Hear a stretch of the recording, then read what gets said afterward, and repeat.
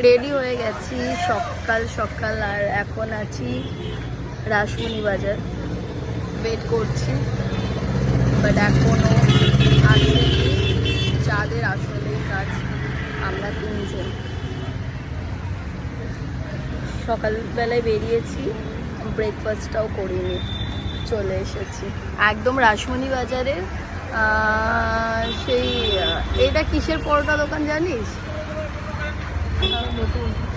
ও আচ্ছা আচ্ছা, আমি জানি ওই মদনের পরোটা দোকান মনে হচ্ছে, ভুলে গেছি। অনেক দিন আগে এখানে আমার স্কুল ছিল, আগে আমি দেশবন্ধু স্কুলে পড়তাম, তো এখান থেকে হেঁটে হেঁটেই আমরা স্কুলে যেতাম।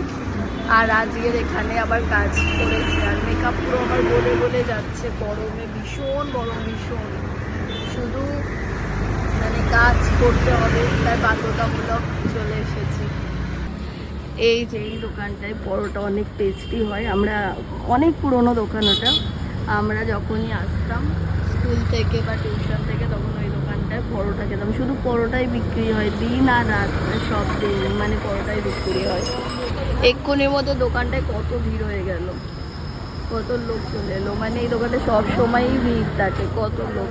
আমি দূর থেকে দেখাতে পারছি না, আমি এই পারে আর ওই পারে দোকান, কিন্তু অনেক ভিড় হয়ে গেছে এখানে। এই দোকানটা পরোটা সত্যি অনেক টেস্টি, মানে আর সব সময় ভিড়ই থাকে দোকানটায়।